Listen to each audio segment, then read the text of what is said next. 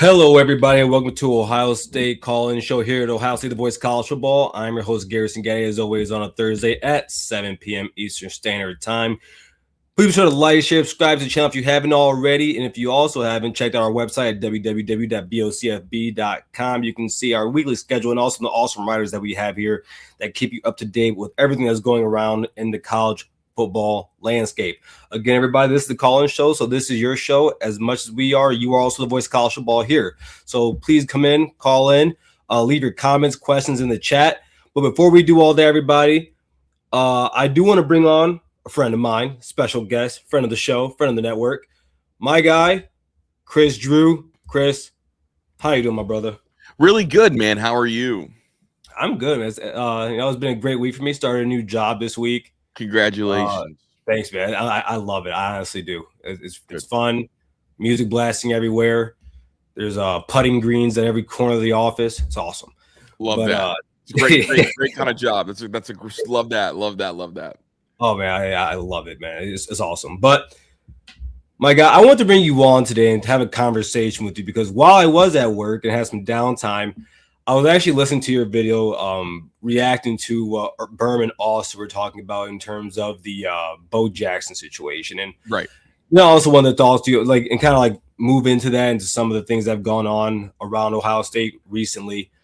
But it was, first off, it was a great listen, and everybody, if you haven't already, go ahead and subscribe over there to Dead Air Sports. What Chris is doing over there and the rest and the other guys, man, it's honestly awesome. I am a avid listener. Thank you. I am. I have my notifications on for it because I like to be hip to whatever you are talking about, my guy, and what you guys do also on I don't want to destroy the highway's name.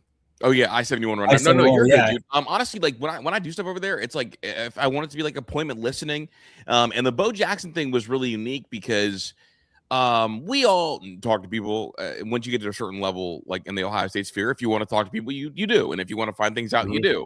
And the Bo Jackson grumblings have been going on for a little bit now, and this was like the first time that Ohio State opted to kind of get in the mix. So the short story is this: Bo Jackson had an A+ freshman year, point blank period. He was fantastic. I know you may have your complaints about him as a football player, but he was not supposed to be playing this early and ended up being the best running back in totality package deal for Ohio State. And season ended, and he naturally, like 95% of starters across America, asked for a bump in pay, asked for a raise, in large part because what's going on right now in college football is agents are making sure it's not a secret who's being offered what for a couple reasons. One, agents want people to see, hey, look, I got my guy a big deal. The other part of it is agents want to put numbers out there so that their other clients feel like, oh, wait, I'm worth more money than my school's offering me. And you can't just say, oh, nobody's paying that because I see that they're paying that. So with Bo Jackson went to Ohio State wanting a raise. And some of the terminology that got floated out there was about, okay, well, he wants more money than Trey and Quinshon. And naturally, Ohio State fans, the response is going to be, oh, well, he's not as good as those two. He doesn't deserve that much money. But the pushback is, no, he wants the amount of money that other running backs around the country are getting and that are top 10 backs, because that's what the market is heading to at this point in time. So right now there's going to be a little bit of a tug of war going on with Bo Jackson, with Ohio State, and I don't think he's going to hit the portal, and I don't think he's wrong, but I also don't think Ohio State's wrong for how they're handling it. So that's kind of the gist of my stance with Bo Jackson. My bad if I was rambling, but no. To dive you know I don't care. Yeah, I got you. Like, so I think there's three things happening right now in college football when it comes to the transfer portal.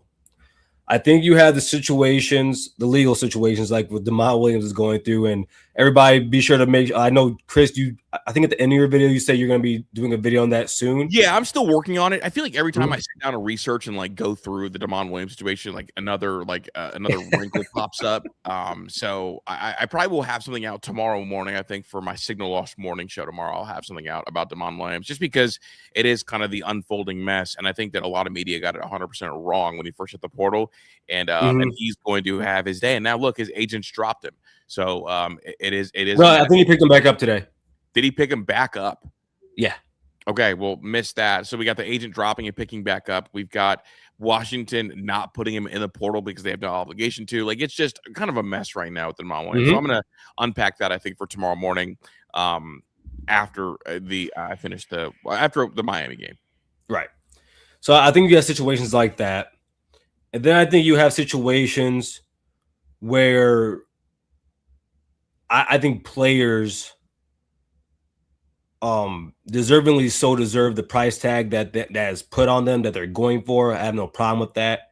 And then I think you have situations like Bo Jackson, where you're a kid, you're coming out of high school, missed your senior year, so the price tag probably isn't as high as it probably could be or should be, right? Had you played. You come into Ohio State, as you said, you weren't supposed to start, but you ended up being the best running back at Ohio State this season. You ended up having one of the best freshman seasons that Ohio State running back has had in history. Not the best, but one of the, I would say, top 5 around that area. Yep. And now you're in a situation where I'm like you, where when I listen to Berman also talk about it, it seems as though you are trying to placate and make the fan base feel good. And I try my hardest to kind of stay, like I tell people in the chat that we're in, I try to stay very even keel. Mm-hmm. Now, I remember maybe 2 years ago, Bud Elliott said that the running back market in college football is almost the same as it is in the NFL. Right. Now, I can't be mad at Bo if his agent is telling him, hey, this is the market right now for running backs currently. This is what people are offering, or this is what everyone else is getting. With that being said, I do look at it from the Ohio State standpoint, where I'm sitting here saying to myself, and there's no dollar amount that's been put out there.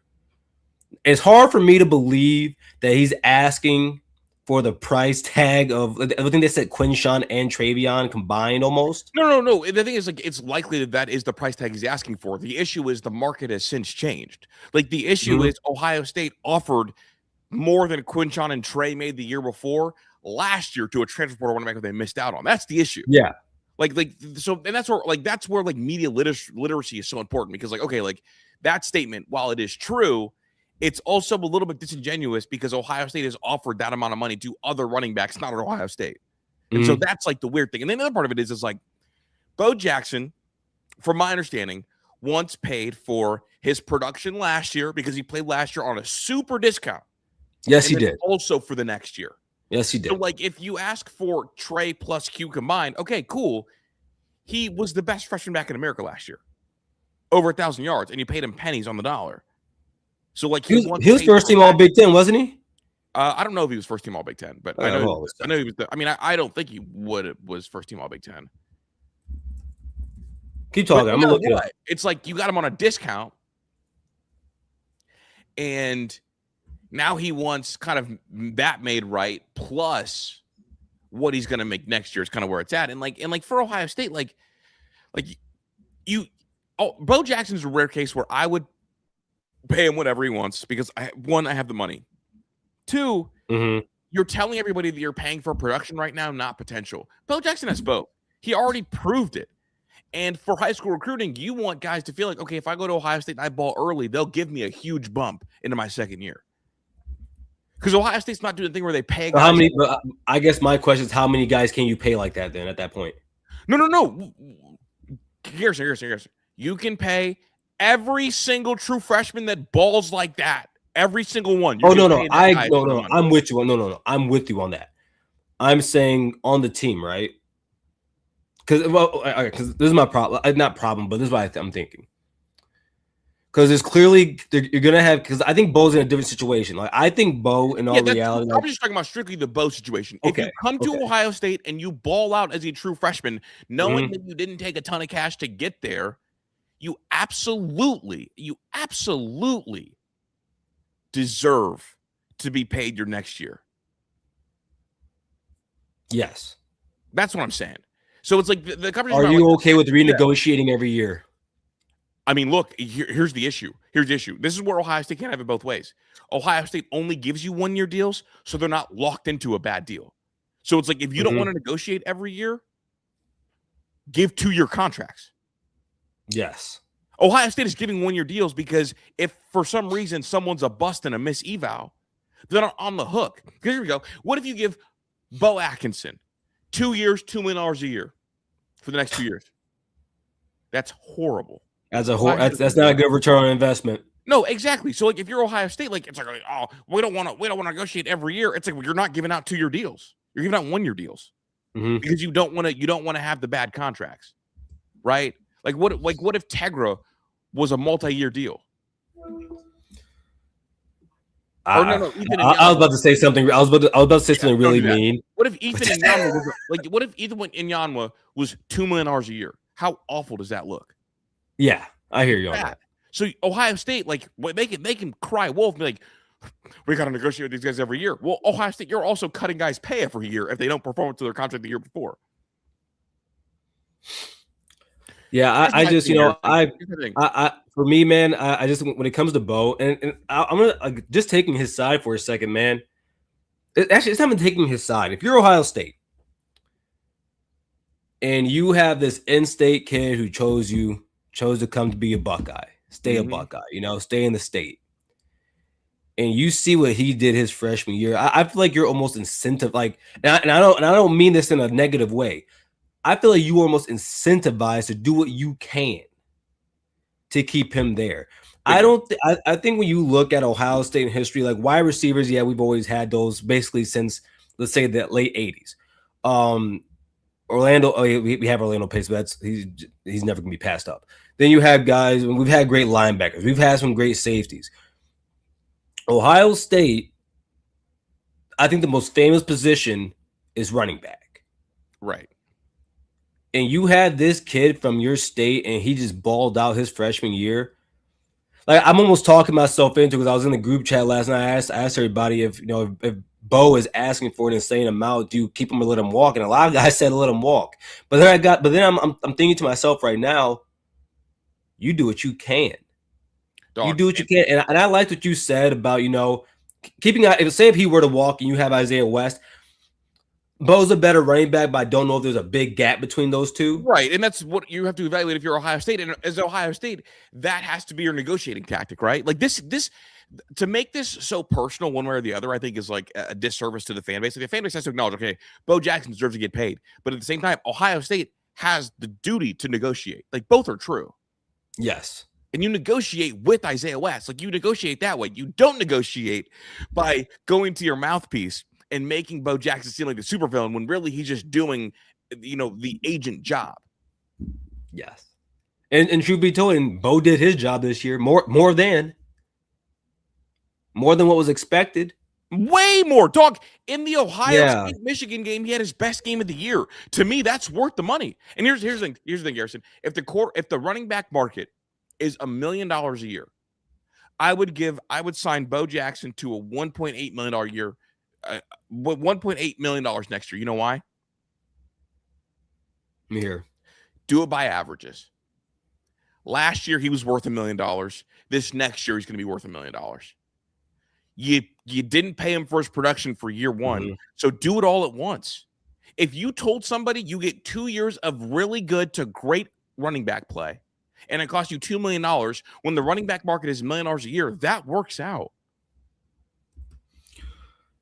How much do we pay Jeremiah a year? Jeremiah's contract, I don't even want to say it right now because it is like four, the largest in college football. It's over 4, isn't it? 4.5?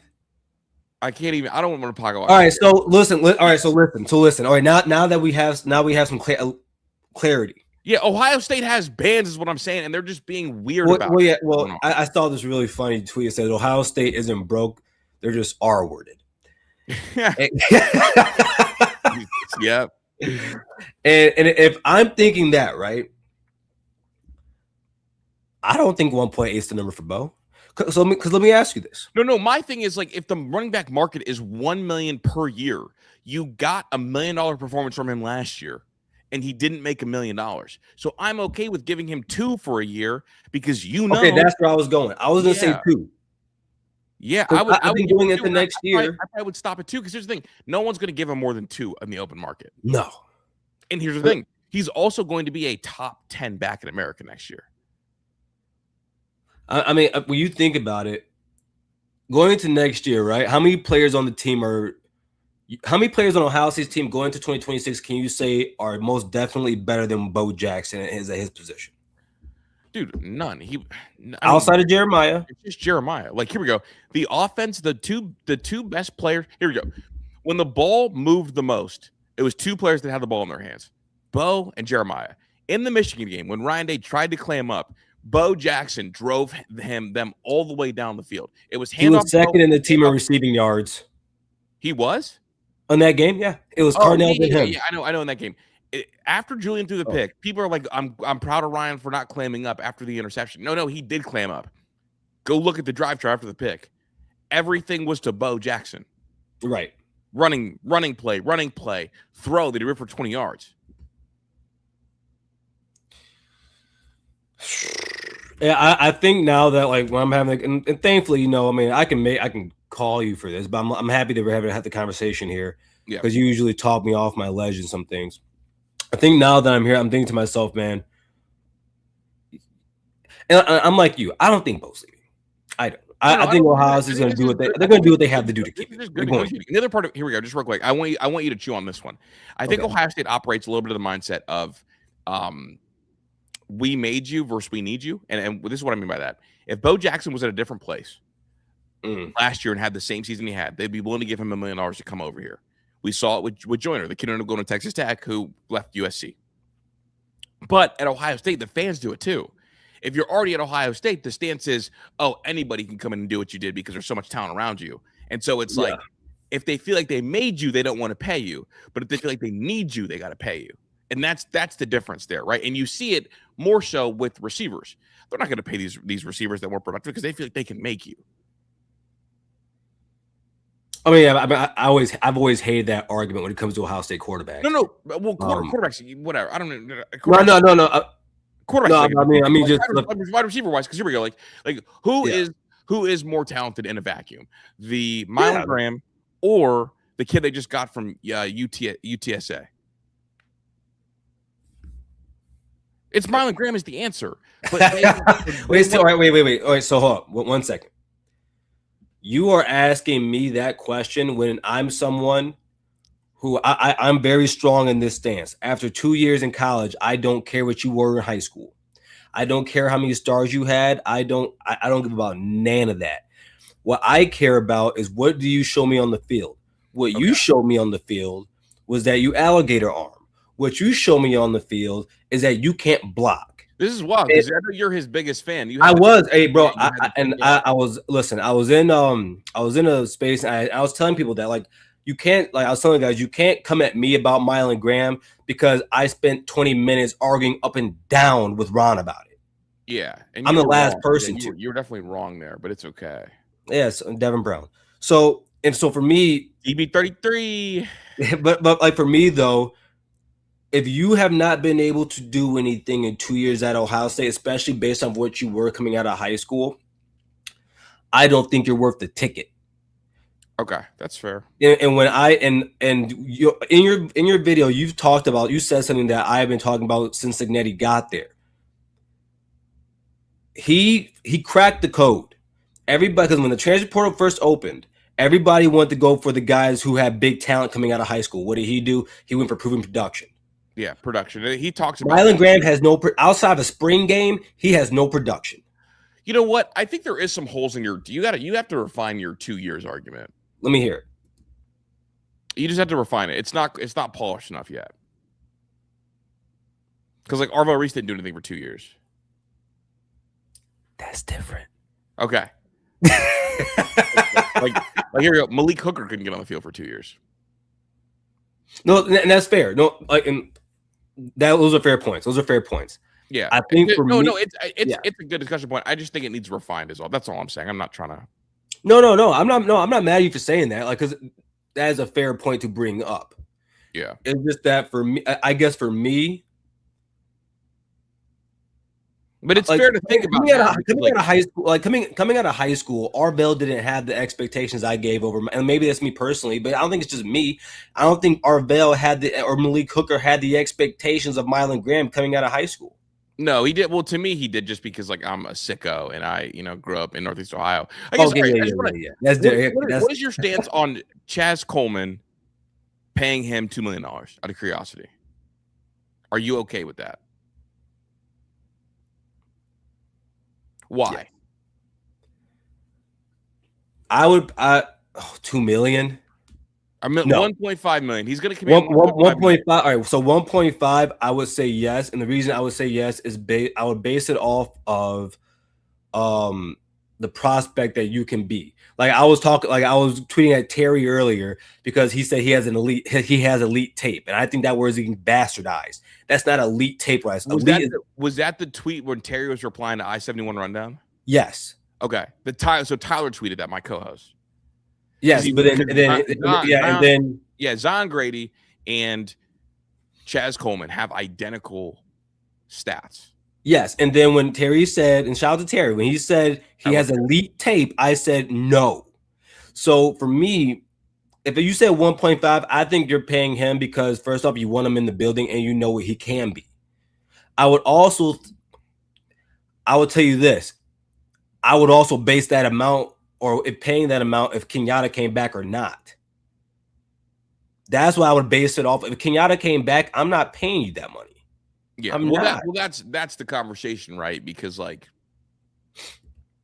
least right now, it's like if you want Chaz Coleman, it's going to cost you 1.5. Like if you want, Damon Wilson, it's going to cost you $2 million. And it's like, do we evaluate guys who get playing time early different? And it's like, okay, like we're willing to pay Chaz Coleman that, but also we're looking at someone like Bo Jackson who was a better freshman than Chaz Coleman was, and we're being stingy with paying him. Right. I know positional value matters, though. I know the NFL model means something. Because and also with that being said, it just makes Bo Atkinson, huh? It just makes you think. Yeah, it's really interesting, man. Because even at, I'll give you another example, and I'm not sure how long you have. I know the game starts soon. We probably gotta watch that, and I'll get some callers in here. Like, take Aaron Scott for instance. I couldn't justify. People were upset when he left. Now, mind you, before he went to the portal, I was already saying we need a corner in that room. Because I haven't seen Aaron play a lot. I don't know what he is. Well, losing Aaron and Bryce, I think, was a little bit tough to swallow. Pause. Bro, here's the thing. I have a theory on that, and I think you might hate me for this because I'm not from Ohio. Oh, go ahead. You can have your theory. I think a lot of Ohio people are upset about it because they are Ohio kids, instead of looking at it objectively and saying they have been here for 2 years. Now maybe Bryce West probably I'm not sure to stay, but take Aaron Scott for instance. You weren't playing. Yeah, same class. You weren't playing. And just like other guys, specifically on the defense, and guys like Milan, you got passed up by a freshman. Well, yeah. And if you were, I think the passed up by a freshman argument doesn't apply for Bryce West because Bryce West was the backup nickel. No, not Bryce. I'm talking about like Aaron, Aaron. Milan. You know why Ohio people were upset? Let me hear. What is college football at its core? It's a regional sport. It's a regional sport where kids from a certain region go to a certain place, they get developed and have their life changed. I think the sour taste in the mouth is because pushing Aaron Scott out and moving forward, college football is becoming less of a regional sport. When I sit down with my uncle and can recognize players on the team, when I can go to Glenville and point out the next really special Ohio State player because it's a regional sport, that matters. So I think that the bitterness comes from the fact that it feels like the sport is changing, where college football used to be a developmental sport. It used to be you go to the place that developed you the best. And now it is not that. Now college football is go identify the guys who've been developed by other schools. And I think that is where people are frustrated by. You used to love the idea, the prospect of project guys. The days of project guys are behind us. It's over with. While you may say, if you don't get on the field for 2 years, like this, that, and the third, that's not how it used to be. We used to wait on guys in college football. And then when we finally saw them as a junior, it was awesome to watch them play. And I think that is the distinction. That is the difference. That is the frustration because it no longer feels like college football. in terms of the like, way like Tegan Jr. in the early 2000s. That wasn't normal as a freshman. No, I know that wasn't normal. Yeah. I'm telling you that like the idea of development is what we are watching kind of go away, and that's what people are frustrated by. Yeah. Real quick, we'll get you out of here in the nicest way possible. Shout out to Jam OSU. She says, question for both of you. Do you think? Let me see. I'm trying to. Here we go. This is gonna fuck with you. Before you get to that question, Yeah. In today's college football, Paris Campbell doesn't exist. Yeah. That's where the frustration is. Yeah. Paris Campbell, underdeveloped because they don't have spring football in Ohio. Ohio kid did nothing for 2 years at Ohio State. But there's no portal to go in over him. So you're developing players like Paris Campbell was do or die. Now it's not do or die because I can just go pluck one. That's where the frustration is. And do you love Paris Campbell? Absolutely. But he doesn't exist for Ohio State in today's college football. You're not wrong. I think what Jam's asking here is, do you think the money that went to JJ and possibly Henry caused wide receivers to bolt? No, I think that not the money that those two are getting. I think that like other schools are willing to offer unproven Ohio State talent more money than Ohio State is in-house. Mm-hmm. So it's like, here we go. Like the word on the street is, and more than a rumor, according to Bobby Carpenter, is that he wanted a big raise, Quincy Porter. But he's also hurt. And I believe he's going to miss the spring. And so I've been trying to tell people this, bro, that timeline, we're talking summer to fall. Yeah. So again, like if that happens, like Ohio State doesn't feel comfortable giving somebody $750 when they're not going to be healthy, and they don't know how they're going to recover. And for me, I mean, when you've been hurt most of the season, I think it's 4 catches, 59 yards about. You don't have a lot of production. You can't justify paying him that amount of money. Right. You just can't. And the truth of the matter is, coming into the season, you're going to miss the spring. And chances are, I mean, because during the spring you're not around the coaches, you're with your teammates, you're with the strength and conditioning team, you're going to be with the doctors and the physical therapy team. Bingo. So you're not going to be around the team. Then when early installation comes in for the plays and stuff of that matter, you're not going to be out there. Other guys will. Chris Henry damn sure will. Yep. Our new wide receiver, kid from UTSA. He's going to be out there. Do you think he's going to? Do you think he's going to take the slot job? Because I think Chris Henry Jr. is going to be the starting X. Yeah. And one of the things that Cortez has done where he's been is he's had really, really like fast slot guys. Where Brian Hartline's slot guys are more like possession slot guys, much like Brian was. And the example the example I've been using is like when Cortez was at Georgia and Georgia played Ohio State. Who was Georgia's slot that year? It was the real speedy guy, skinny guy. Yeah, Arian Smith. Yeah. So it's like that is the type, and here we go. That's the type of slot receiver that Cortez Hankton likes. Yeah. So is that why you bring him in to get some explosiveness out of the slot, or are they going to still roll with the possession slot receiver in BI? I'm gonna tell you what. I love BI. Love him. Me too. BI don't run a 10-2. Well, I don't know what you value in terms of slot receivers, because I value is being able to get open, being able to make guys miss, and getting yak. That's what I want to see out of you. None of our guys do that. Yeah, but this kid do. Yeah, but this kid does. And I guess I value possession slot guys because I think the best, and I think you could beat both. You can. I think BI is good, bro. I think the things that happens with BI is that Julian Sand refuses to test the middle of the field.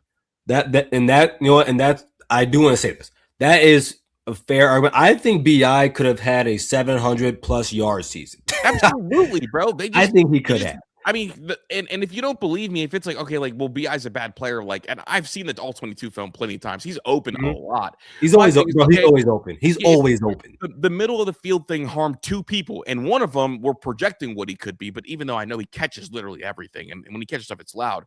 But the fact of the matter is that Max Clare regressed so bad. It's not because Max Clare became a worse player. It's because Max Clare made his food over the middle of the field. Mm-hmm.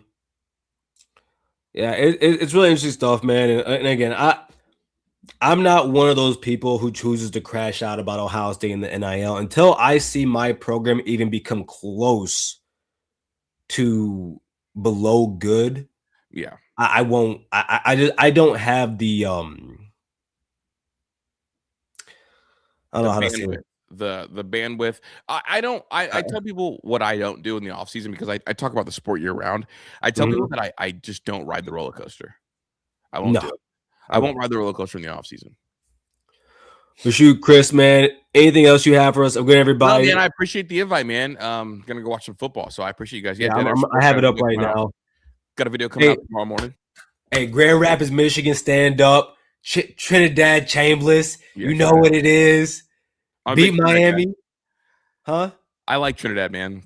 Hey, man, I got to see it. I was happy. Well, I wasn't happy, but when Miami did what they did to us, right after the fact, I was like, man, I still got a reason to cheer against them. Yeah, I got a reason. Yeah, it's real. That's real. But all right, bro. Appreciate you, bro. Yeah. You have a good night, man. Have a good night. All right, everybody. Well, before we continue with the show and take some calls, oh man, I just got lost right there. Here we go. Quick message here from the Voice of College Football. Also, participants must be 21 years or older. If you have a gambling problem, please, and I mean please, call 1-800-GAMBLER. Again, that is 1-800-GAMBLER. College football is even more exciting when you've got some action on the line, and the games are even better when you're cashing in.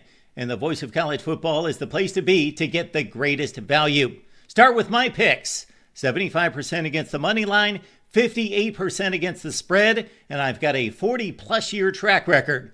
11-0 in the college football playoff for me last year against the money line, 8-3 against the spread. And I'm just the warm-up act. Steve Merrill of Wager Talk is our ace in the hole, show stopper. 7 years with the Voice of College Football, over 30 years in the industry. Steve gives us analysis on all the big games, but you can't miss Steve's weekly under-the-radar pick. 28-12 against the spread the last 3 years. You also get picks from some of our top analysts here at the Voice of College Football, including Corey Bratta, Matt Zemek, and Steve Dace. Check out those numbers. Become a YouTube or Patreon member for just $99 per month. Go to the main channel on YouTube, click join, and then select the betting tier. Do the same thing on Patreon. Make 2025 a winner now. All right, everybody, let's bring up my guy Tim first, and then we're going to bring up my guys Rob and Peter from Buckeye Battle Cry. Tim, man, what's going on, brother? Good. What's going on with some? Well, what's going on with today? I found out that that we just got a surprise running back from Oklahoma. Then I'm hearing some Tatum reports. Or Taylor Tatum. Yeah. But then I hear some with the reports that your freshman running back. And okay, if they pay him and it's not what he wanted, he talking about, I see you at a different school, Ryan Day. So what's going on with y'all players? And Quincy C. Porter, he just got a offer to go play with Bryce Underwood, a former Ohio State wide receiver. So what is going on with some of your five-star players? Did Ryan Day do something wrong that made them want to leave? No. So first, I'll answer your question on your running back Taylor Tatum. So he's not the player you think he is. He spent his freshman year doing nothing but fumbling the football, and then he didn't play all of last year except for I think maybe 3 carries. So he's coming off an injury, but I mean, he's more of a baseball player than he is a football player. When it comes to Ohio State's players, no, it's nothing Ryan Day's doing wrong. It's just the market right now, Tim. And Chris, Drew, and I, we just spent the last 30 minutes talking about it, right? And when the market has been set, and you have a kid like Bo Jackson coming off of one of the greatest freshman seasons in Ohio State history as a running back, and you got him on a discount last year, you are almost beholden to honestly pay the kid. And at the end of the day, I don't begrudge Bo for feeling that way, and I think he talking about he talking about whatever Travion and well, those are rumors. I mean, it's around that area. Those are rumors, but like, I don't be the other guy. Yeah, Junkins, I don't. Junkins. He talking about whatever Travion and Junkins make. He want to make more money than both of them combined. Yeah, I don't begrudge. I'm not mad at him for feeling that way. Again, he's a very good player, and what he did last year was outstanding. Then when it comes to Quincy Porter, I can care less about that. Quincy Porter, as talented as he may be, you are asking for money that you don't even come close to deserving. And the truth of the matter is that you won't even be around for the spring. You won't be back until close to this between the summer and he won't be really healthy and ready to go until damn near football season. I'm happy that Ohio State said no. I'm happy about that. I heard some rumors that there might be a QB1 battle between Saint and St. Clair. What's going on with that? I highly doubt that. Oh, by the way, you guys just got John Henry Daly from Utah. So really interested to see what he does. I think he's coming off his Achilles, but yeah, you guys. He's a good player. He's a defensive end from Utah. Really good player. Really good player. Then tore his Achilles, but we'll really interesting to see how he does. But yeah. But I'm not. When I was surprised that they kept the D-line coach, and I guess that the new coach they brought him in the only coach of the defensive end and Basito. His job is the only coach of the D tackles now. Oh, that's good then. I mean, I think you guys did a good job, specifically with your defensive staff. I mean, honestly, I think you guys did a good job with your whole staff. I think there's some guys that are a little bit more. If Haynes stays, would that be a? Haynes isn't staying. Haynes isn't staying. No, but Haynes isn't staying. He's gone. But I also, but when about the QBs though, and I think this is a fun conversation for me. No, as much as I believe Tavian St. Clair has talent, I gotta see it first. In the spring game, he played okay, but not all that well. But he's a true freshman. Coming out of high school, he didn't play the best competition. So I think that he would almost be put in like a Bryce Underwood situation where you come out of high school not playing the best competition, and honestly, he probably played worse competition than Bryce did, and you're just not ready mechanically, maybe mentally, physically, and at the end of the day, like I get everybody wants to sit there and harp on Julian Sayin. Julian Sayin was in New York City. He was in New York City at the Heisman ceremony. So I'm not like, so that conversation isn't even relative to me. If Bo Jackson leave, would that be time the panic for your team? No, I won't panic until I see my team have more than 2 losses in a regular season. Mm. It's really hard for me to panic for an Ohio State football. It's really hard for me to panic. I just don't have it in me to do that. I've never been given a reason to do that, So, yeah, I can't do it. But anything else, man? You got anything else before I let my other guys up? Yeah, a different day, but do you? It seems like as soon as our linebacker decided to go play for Brent for Venables, a day later we getting one of their running backs. So that was a swap trade they did, the two schools. Ask me that again. Because Cole Sutherland yesterday he announced that he playing for the Sooners. Oh yeah, But then today they running back announced that he playing for the Mexicans. So so they do a trade, a SWAT trade. I don't think. I'll tell you this much: if that was a trade, they arguably got your best defensive player, and you took their 4th-string running back. Yeah, that's a bad trade. All right, Tim, I appreciate you, man. You have a good night. Enjoy the game. Who got winning tonight? My football mind says Miami's gonna win tonight. Yeah. My heart, bro, Trinidad's from my hometown, Grand Rapids, Michigan. I'm cheering for Trinidad. So, what about tomorrow? Dan Lanning or I got Oregon. I think Oregon's gonna win the national championship. So, yeah, but appreciate you, Tim, man. You have a good night, man, and God bless you, bro. You too, sir. All right, man. Well, before we continue, everybody, if you haven't already, go ahead and hit that join button if you would like to become a member here at Ohio State Voice of College Football. You can see our 3 tiers down there. The Blocko Club. JT wasn't short because we all know that he wasn't. And we don't give a damn, and you know the rest.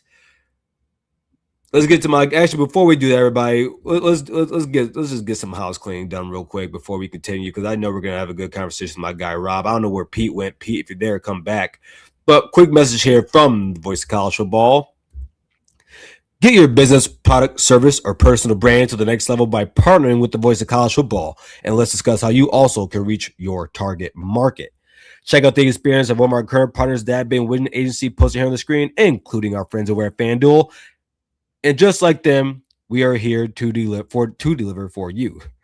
Contact us at sponsorships at vocfb.com. Again, that is sponsorships at vocfb.com today. All right, man. Let's bring in my guy, Rob. Rob, where did Pete go?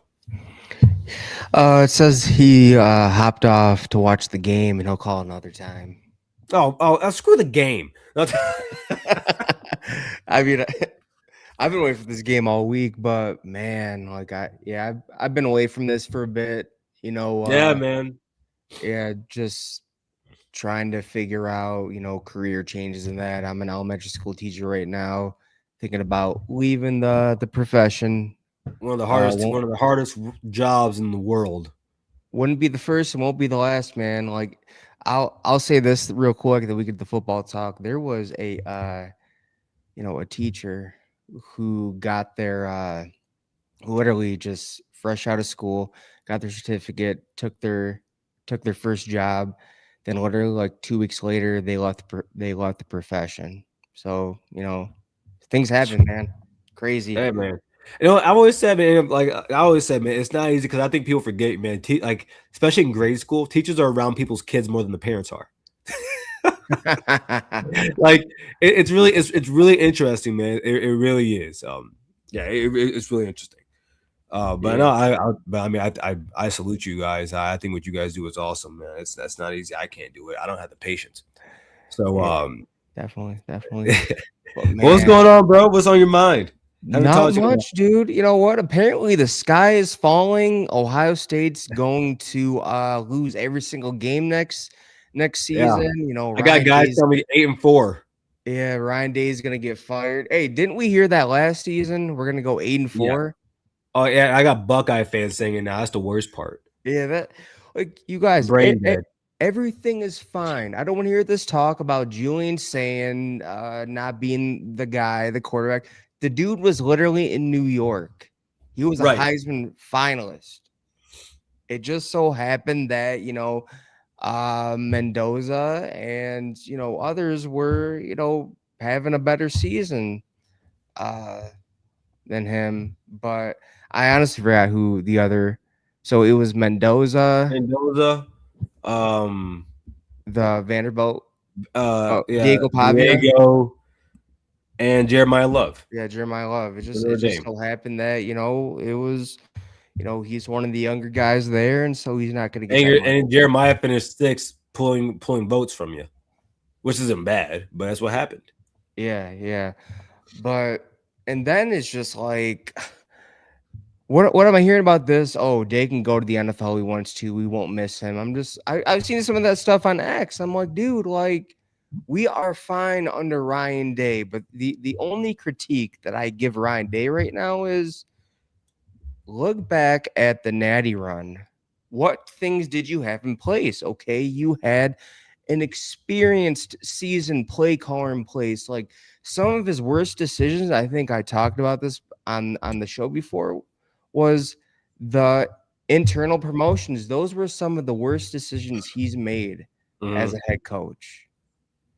I mean, we're talking about Kerry Combs, and then, you had, Parker Fleming and, the emergence of Corey Dennis. And, then, you saw this year, I'm sorry, but Brian Hartline wasn't that good of an offensive coordinator. He just wasn't. That's just, it is what it is with that. And it, unfortunately, I appreciate what Brian Hartline did for the Ohio State University, but it's just like it caught, the defense, great. You brought in a seasoned defensive play caller, but just like this was not a year to promote from within for the offensive play caller with the type of weapons they had. I mean, it was just, look, I get he wanted to keep Brian Hartline, and you know what? I was maybe hoping he'd stay, 2 years, 3 years as the offensive coordinator, but it's just like wasted year, man. I mean, I wouldn't say like wasted. I want to play something for you. Yeah, and for everybody else, I posted this because there's a few Ohio State fans out there I just don't like. Some of them, I mean, I only have one Ohio State fan blocked, honestly. But I wanted you to listen to this, and everyone else in here, I want you to listen to this. If you're watching after the fact on YouTube, listen to this. It's some of the you aren't going to believe what you're going to hear out of some people inside of the fan base here. Like it's amazing. You ready for this? Yeah. No, yeah, I know, dude. Only this individual could win a national title, and then less than a year later, generate such poor vibes. Mm-hmm. There's like this guy. Only this guy. Now, though, I think only this guy's capable of it. Even Ed O. No, but like, dude, even like Georgia fans, I've been reading their board. Like, dude, like they think changes are needed, and like they're rightfully upset about losing that game. But like, dude, nobody's talking about like firing Kirby. That's what you know what I mean? Like, I don't know. Like, I think that's crazy. I would say 99% of Ohio State fans on the boards are not saying to fire Ryan Day either, though. No, but like I'm not even saying like I'm not there. Dude, I'm there. Do I want him gone? Of course, dude. But like, it's not going to happen. Like he's not going to get fired. Like, and he's not getting an NFL job either. Like that's not happening. We had our shot last year. We were right fucking there, dude. We were right there, and it. You know what? We got a title, and like, dude, I guess that's great. Like, that's nice. That's awesome. That's not enough. But now we're right back to where we started. What? Bro, when I heard that, I lost my shit. When you said we're right back where we started, I'm sorry. What? All right, we weren't that Rob, far back. Rob, when I ask you this, I want your honest question. When you Okay. hear Ohio State's right back where they started, what do you think the record is for Ohio State in 12 games? Wait, what? So, like, when we think back, we're back where we started, and I mean, how we didn't even go We're 10-2 in the playoff. Yeah, we got in the playoffs. Like, or 11-2. I know 11-1 in the playoff. Like, I don't get. I mean, like, what I was saying is just like all those years with Ryan Day, we were like this close, man. Always this close, dude. And you know what? If we go back that far, we're always that close. But you know, we're not having, you know, Michigan Wolverine down years. I'll be happy, man. Like this is how I feel about it, right? Because no matter what coach you have, there's gonna be the good, there's gonna be the bad, right? Like, and when you look at, let's compare, and it's not to say that Urban Meyer is not a greater coach. He's a greater coach. He's the second greatest coach of his generation. From the 2000s on, he's been the second greatest coach behind Nick Saban. But you look at specifically his Ohio State run, his Ohio State era. The only difference between Urban Meyer and Ryan Day is Ryan Day has a losing record against Michigan. But on the other side of it, Ryan Day doesn't get butt thumped by Purdue's and Iowa's. He doesn't do that. He also doesn't get beat 31-0 in the playoffs. Urban Meyer was in Ohio State for 7 years. How many times did he win the Big Ten? Let's see. There was 2014. There was 2017. And there's 2018. Three times. And they both have a national championship. And mind you, and I think the difference between them now is this: Urban missed it for 4 years. Urban missed it 4 years in a row. Yeah. I just, and granted, that was the 4-team playoff. But it's just, I think that, you know, this is why I think it honestly is. And I want to hear your thoughts on this. I think that there's a lot of people, and granted, I am someone who got to live through the 2002 championship. I got to see that. But it wasn't like every year Ohio State was just blowing teams out the water, right? Under Tress. That wasn't happening for every year. No. We were winning games, a lot of games. We were beating Michigan, but we weren't really in the we went to the national championship 2 years in a row, got boat raced in both of them. But I think a lot of people got to grow up and basically live their teenage years through the Urban Meyer era and the back end of the Jim Tressel era, which is really good still. And they have this expectation. And also, I think Nick Saban ruined the sport to an extent because everybody thinks that's the what you should be doing. Outside of Alabama, nobody's been to more national championships or won more national championships than Ohio State. No, since 2000. But yeah, I mean, I want to hear your thoughts on that. I mean, yeah, I mean, you have a lot of these young fans who have been on the back end of, you know, maybe they really started watching college football the Urban Meyer era, or maybe, you know, and just like, have you seen before you need to go look back before the Urban Meyer era, before the Jim Tressel era, and, you know, see like how things were before, because, you know, before Jim Tressel, you know, Jim Tressel put Ohio State on the map in 2002, and, you know, he propped it up. Then, you know, Urban Meyer propped it up even more. Now Ryan Day has propped it even more. But they need to look back at, you know, what it was before Jim Tressel. You know, I get that, you know, John Cooper was a good coach. You always had him there, but, you know, there were some fall off years even with John Cooper. But man, if you came watching Ohio State in the glory days, I could see why, you know, you have this convoluted view that you know, this is where it always should be, but that's just not reality, man. And, you know, going back to your Urban Meyer thing, you know, it's not just that he missed the playoffs. look at why he missed the playoffs those years. They had a chance to win out after the Oklahoma loss. We got blitzed against Iowa. And then 2018, I mean, I'm happy for that Purdue fan who had cancer, so that's great. But you know, at the same time, like there's no excuse for getting blasted by Purdue. Yeah, and it's like, you know, don't get me wrong. I can be mad about losing for Ryan Day losing to Michigan. Those are 2-3 of the greatest top 10 Michigan teams of all time. That's not where Urban Meyer was facing. So for me, it's like could you imagine if Ryan Day was losing to Michigan and getting boat raced by Rutgers? Yeah, that wouldn't work out. He'd be gone, dude. He'd be gone. There'd be no chance. He'd be gone. But you know, it's just like, see, the thing that I realized with the good amount of the fan base, well, some of the fan base is they want it all, dude. I mean, even if you look at the Urban years when he's beating Michigan consistently, if Urban Meyer messed something else up, they were calling for his job too. That's just how some of the fan base is. Some of the fan base is just never gonna be happy, and it's just like I want to read this real quick.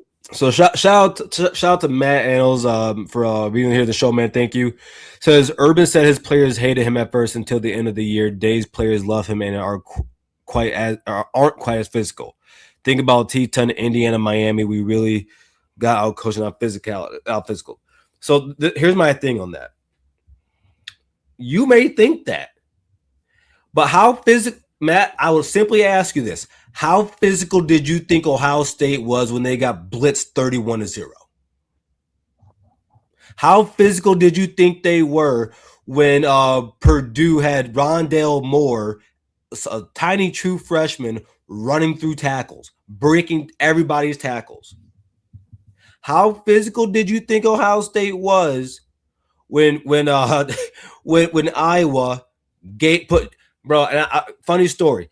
I was dating somebody at the time, and for their birthday, I took them out to a winery out in California, and I didn't have service out there, so I had no idea what was going on in the Iowa game. As soon as I got service and saw that score, I said, I'm not ruining my day. Iowa dropped 50 on us plus. How physical did you think Ohio State was? Oh man. So that's my. Did you think Ohio State was physical when they ran through Oregon, Texas, Notre Dame, Tennessee? What about getting blitzed the beginning of 2017 season against Oklahoma at the Horseshoe?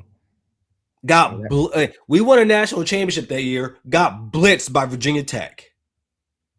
Yeah, that was a bad game, dude. Bro, listen, I don't like doing this to Urban because I love him. I love Urban. Like, I mean, he might be a jerk, but he's our jerk. Man, listen. It's easy during the Ryan Day era to look back on those Urban years with roses and gumdrops and rainbows. Man, Michigan, that's it. He beat Michigan. He won a natty. He beat Michigan. And that was enough for a lot of Ohio State fans to the point and to the tune where Ohio State fans started saying it's more important to beat Michigan than win a national championship. And that's why after we lost to Miami, I asked me and Mike came on here and asked every single Ohio State fan, you beat Michigan and now your ass is in Cancun. How do you feel? I would trade that game for a natty every year. Exactly. That's how I felt. That's how I felt last year. I mean, yes, beating Michigan is important. It's nice to shut those fans up, but at the same time, dude, the only people who remember that game at the end of the year, well, there's one team lifting the national championship trophy, is people within the state of Michigan and Ohio. That's it, man. Mm-hmm. Everyone else, their eyes are on the national championship winner. I remember being a kid. 2006. We beat Michigan in the greatest game ever played. Cool. I cried when Florida beat the crap out of us. Yeah, dude, that was I didn't even think about that Michigan win anymore. All I saw was 40 points on the scoreboard. Wasn't it like 42-12? 42-14. Ted Ginn Jr. getting hurt after the first play of the game on a kick return. I was just crushed. I'm trying to tell you, man. I'm trying to like. I listen, man. I know some Ohio State fans. I hate when I say this. Some do. That game is very important. It is not everything. It is not. I'm sorry to say that. I'm really sorry, but hey, Rob, man, go ahead. Wait, it says, guys, we're talking the Urban Meyer days compared to the Ryan Day years. Day isn't there yet. Natty is the end award. Yeah, the end award is the most important award. Like Nick Saban, dude, Nick Saban put it perfectly. You know, when brought up in 2017, when they lost to Auburn, but won the national championship, nobody was concerned about the fact they lost to Auburn. They were looking at, okay, Alabama's at the top of college football. Verbatim. We didn't give a damn about that loss.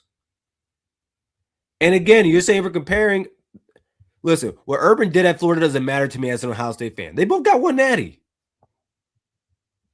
But Matt, appreciate you though. I listen. I don't mind the conversation between Buckeye fans on this. No one, we're not a monolith, right? So we're all going to think different. I have no problem with that. So I appreciate it, Matt, for that conversation.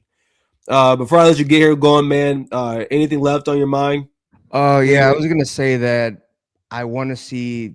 Look, I get that Ryan Day said he wants to win multiple national championships at Ohio State, but he has to look back at that formula that got him the first national championship. And the first thing to do is to get your ass out there and hire a seasoned offensive play caller. That's the first thing I want to see. That's it. Like, if he promotes from within, I will riot, dude. Like, I don't get it. Like I don't get it. Like, Jim. Appreciate you. He says, the thing is they were good enough to do it, to do both this year and last year. I remind you, we won that championship in the 2014-15 season. And then everyone thought we won that year a year early. We were thinking that we were going to get the championship the next season. Michigan State happened because Urban Meyer thought it was okay to give Ezekiel Elliott the ball 12 times and that JT could run the ball 20 plus. I was at that game too, dude. Bro, I was in San Diego still, and I went to a bar, my favorite bar in San Diego. And it's me and three of my Ohio State friends from my ship, and we're walking to the Pacific Beach Cantina. We walk over there, bro, and all we see is green balloons and green people wearing green inside the building, and we're shocked. Our favorite bar is a Michigan State bar. We lose that game. I went and bought an 80-ounce beer tower after that. Like, it was just. But I appreciate you, man. As always, Rob. Shout out to Rob and Pete. If you guys already go on YouTube, look up Buckeye Battle Cry, one word. You can check out their content. I love it. I love you guys. I still watch it. I think the way I love Ohio State shows, it's just sports shows in general that talk about our team and our program in different ways. And I think you guys do a great job at doing that. So shout out to you guys, man. Appreciate it, man. I took a break from the channel for a bit, but I should be back on soon. So good. Yeah, Peter's been putting up some great content. So yeah. Oh yeah, you can find Peter there making those shorts, man. He does that. Appreciate you, bro. You have a good night, man. All right, man. Yep. Later. Well, Gary, I appreciate you all for being here. Of course, we're always here on Thursday and on Monday at 7 p.m. for the Ohio State Primetime Live show here presented by FanDuel. Again, if you haven't already, please like, share, and subscribe to the channel. Also, if you are someone like me and you like to bet, you like to gamble, first off, participants must be 21 or older to do so. If you have a gambling problem, please call 1-800-GAMBLER. Again, that is 1-800-GAMBLER. With doing that, you can go ahead and check out our affiliate code VOCFBOSU. Check out our friends over at Novig. You can go there, spend 5, get 50 in all participating states. And as always, everybody, OH, IO.